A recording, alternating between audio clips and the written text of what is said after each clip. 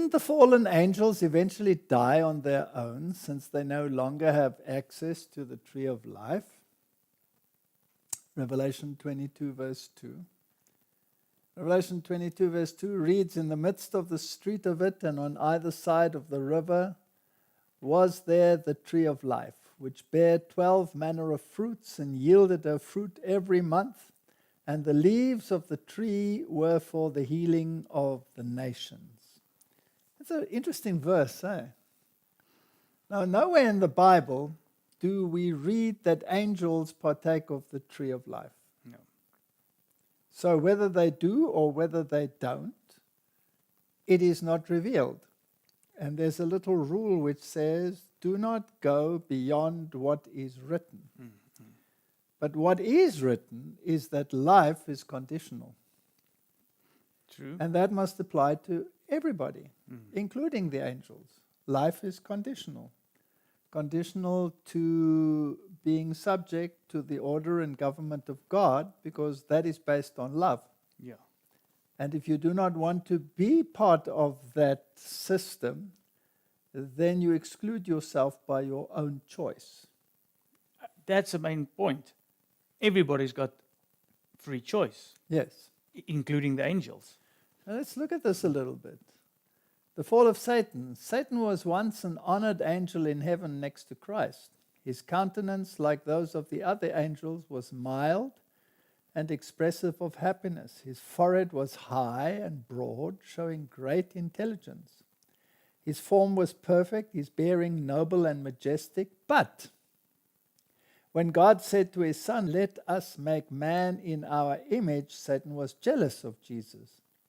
He wished to be consulted concerning the formation of man, and because he was not, he was filled with envy, jealousy, and hatred. He desired to receive the highest honors in heaven next to God. Now, these three things, Martin, envy, jealousy, and hatred, they are progressive. Yes. You start with the one, you proceed to the next one, you end up with the last one, and hatred is murder. Yeah. Yeah, that's true. If you Right. hate your brother, it's as good as committing Murder. murder. That's what the Bible says. So you end up being an adversary that wants to kill. It's a rather sad progression. And what was he before? He was happy. He was mild. And he was noble. He was majestic. Where's he now? Now, degraded. Degraded, He's right? To the totally- lowest pits of hell. So, if this envy, jealousy, and hatred did it to Satan, how much more not to us? Absolutely. Now, will they not die on their own accord? Well, who sustains life? Who's the author of life? God is God. So where do angels derive their life from? from Him. Where do we derive our life from? Same place. So everybody gets life from the same source. Imagine being jealous of the one who gives you life. And it reaches the point where you want to kill the one that gives you life. That seems rather Yeah. circular reasoning, illogical, right? It's as good as you say, I'm mad at oxygen, so I don't want to breathe anymore. That's a very good analogy. So if you were envious of oxygen and became jealous and wanted to destroy it, you would actually destroy yourself. So actually, it's a sign of stupidity. Now, what makes you so stupid? Envy. Envy. Envy makes you stupid, and envy makes you jealous, and then you self-destruct. Mm-hmm. That's what happens, right? All right, so angels derive their life from the life giver. And Jesus said he has life within himself. Do you have life within yourself? No. Well, you have life, but it's derived. Yes. It's given to you. And when that life is taken back, then you return to dust. And then you are no more. Yeah. Although some in the religious world want to say, no, you continue in another form. No, life is gone. It's gone. It has to be given back. And when will that happen? At the second coming. At the resurrection. Yes. And I've been reading the Gospels again and the writings of Paul. It's so clear. Every time it says, at the last day, Yeah. at the last day, at the last day. And I've been looking at the recurrence of this phrase as it appears in every single epistle. And people read right over it. No, at your death. No, at your death. Yeah. No, at your death. No, at your death. The Bible doesn't say that. No. At the last day. At the last day. Anyway, so when angels get their life from God, then is God able to take it back again? Yes. Okay. So why is he sustaining the devil? To let the great controversy play itself out. To prove to the world that if you give this system that Satan envisaged enough rope, it will eventually hang itself. How long did it take the unfallen angels to lose all sympathy with the devil? 4,000 years. Up to 4,000 the cross. Up to the cross. That's when the last sympathy disappeared. I saw Satan fall like lightning from heaven. Hadn't he fallen already? Yes. But not. Not in sympathy. Yes. Did he still have access? Yes, he did have access to heaven still. Until when? Until the cross. Until the cross. Martin, you've been reading. I'm proud of you. Until the cross, he had access. And until the cross, he could try to manipulate minds, even the minds of the angels. And he was the accuser of men before God. Yes. He continually came in there and was accusing, and then God at the cross said, And when he had an opportunity, he would try to reason with the angels, right? And some of them were, does he have a point? I don't think he has a point, but, it's bothersome.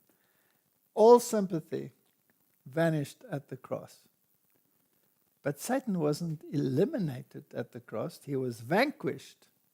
He was a beaten foe. But he did not lose his life. no. He continued because the great controversy hadn't played itself out. So they receive life from God, and when God removes that life from him, fire will proceed out of him and devour him and reduce him to ashes. Yeah. And that will be from within. From within, because that's where sin started. I was shown, this comes from early writing, Satan as he once was, a happy, exalted angel. Then I was shown him as he now is. He still bears a kingly form. His features are still noble, for he is an angel, fallen.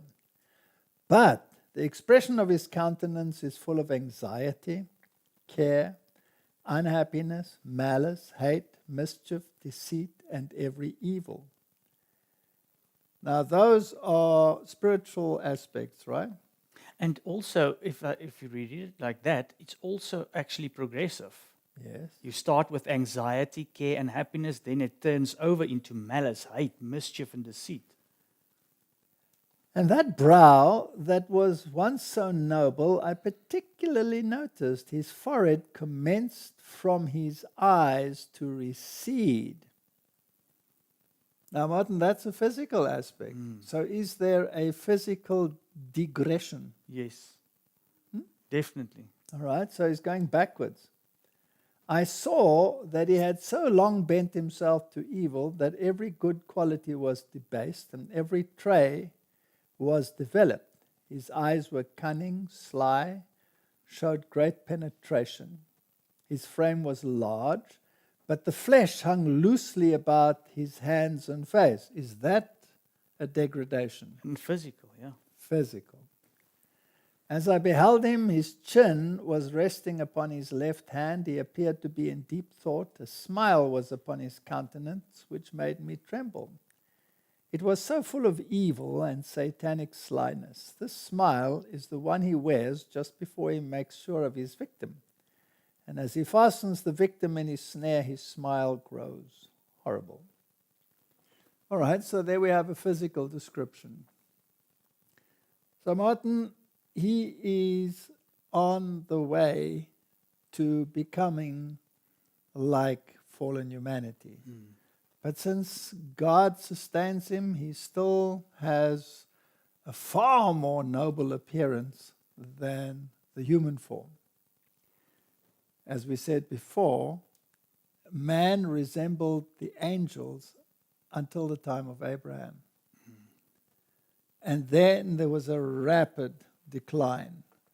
And now we look like shrimps. And everything else does too, right? So when we hold an apple in our hand, then Adam would hold it like this and say, what is this? A berry? So everything is in decline. So God sustains him, and God keeps him going until the great controversy is ended. And that will be for another 1,000 years plus an infinitesimal number beyond that.